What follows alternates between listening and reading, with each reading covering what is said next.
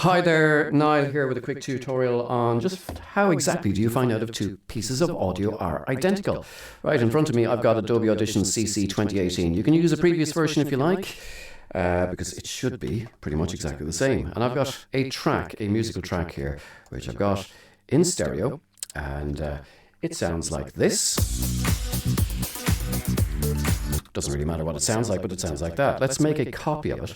So we're going to go right click, copy, right click, paste. So I know when I do that and I rename this, you didn't see it copying and pasting there because I have a second screen it was working away on, but rename it track B. Well, track B and track A are exactly the same. So let's bring track B in as well. So there's track B. Fine, great. In the multi-tracker, we don't need to create a new session here. I'll just use one I've made earlier, which is completely empty at the moment. In the multi-tracker, let's turn off mute there. We'll bring in track A and bring in track B, play them together, and it should just sound like a louder version of what you just heard. Which it does, nice and loud. Now, to find out if these two are the same, which we already know they are, we need to take one of them and double click into it and in Effects hit Invert. Now when we do that, it'll sound more or less the same to you. It'll just have been inverted. Don't need to go into the detail of what that means, but if I go back into the multi-tracker then and play a track along with an inverted version of itself, we hear nothing. Silence, because they're cancelling each other out, basically.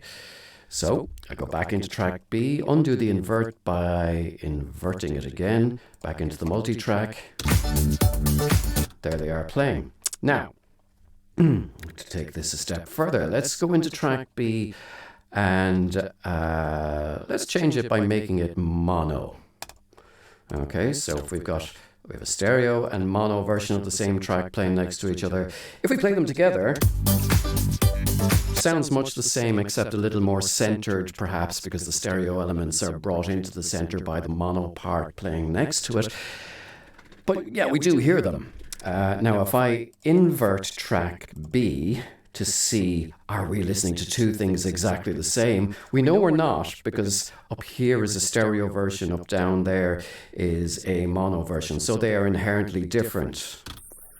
So when we play the two together, we hear the difference between the two, which are the elements that are using stereo. The elements that are on the left only or on the right only. So we don't hear the whole thing, but we hear the differences. So because of that, we know that, yeah, track A was a true stereo track. It wasn't just what we would call, well, what I would call dual channel mono. The same thing on both channels. So if we go into track A now, convert it to mono, but then convert it back to stereo. We're not really making it stereo again, we are making it dual channel mono, because what's on the left and what's on the right channels are identical now.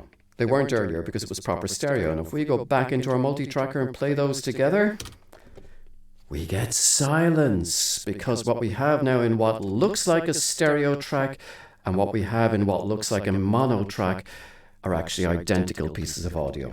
And that's how you find that out. Okay, there you go.